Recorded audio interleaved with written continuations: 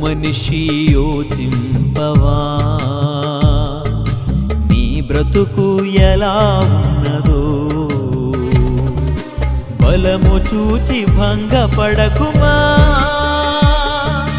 ధనము చూచి దగా పడకుమా బలము చూచి భంగపడకుమా ధనము చూచి దగా పడకుమా ఆ రోజు శ్రమ నుండి తప్పించే నాదుడు లేడు అదే ఆ రోజు యేసయ్య ఉగ్రత రోజు